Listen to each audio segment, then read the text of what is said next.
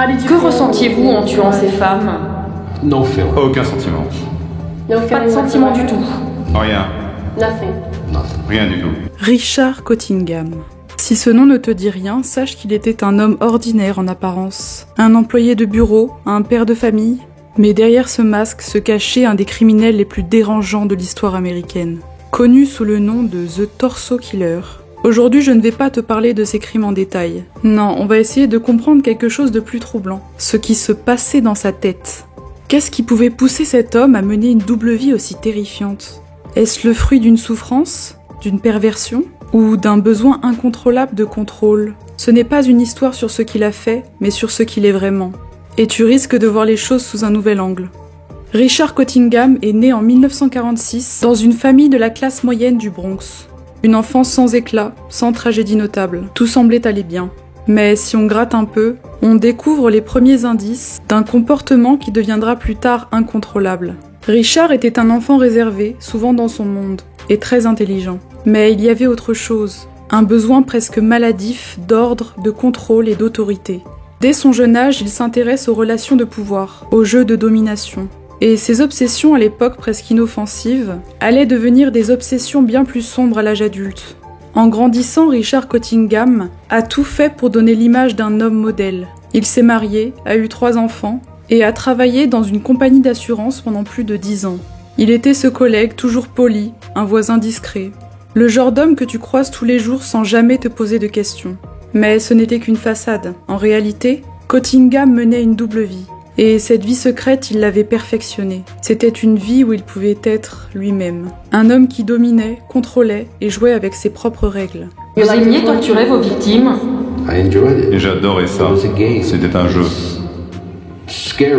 Pour une fille, c'est très effrayant de subir ce genre de choses, d'avoir un couteau sous la gorge. Ce que je recherchais, c'était une sensation de pouvoir. Le pouvoir de tenir la vie de quelqu'un entre ses mains. Vous ne pouvez pas imaginer ce que c'est que d'avoir le contrôle absolu sur la vie de quelqu'un. Pour Cottingham, ces crimes n'étaient pas simplement des actes impulsifs. Ils étaient calculés, minutieux, presque méthodiques. C'était un jeu. Et dans son esprit, il était toujours le gagnant. Mais pourquoi?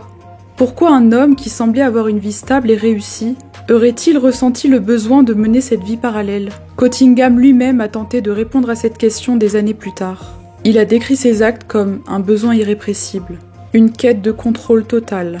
Pour lui, ce n'était pas un crime, c'était sa manière de se sentir vivant. Certains experts en psychologie ont étudié son cas. Ils parlent d'une personnalité narcissique extrême, d'un sentiment d'infériorité qu'il compensait par ses actes. Mais ce qui frappe le plus, c'est son absence totale de remords. Il s'amuse avec ses victimes. C'est comme s'il leur disait « Je ne vais pas te tuer tout de suite. Je ne vais pas te planter ce couteau dans la poitrine. Non, pas tout de suite. » Il fait tout pour leur faire peur, pour les soumettre.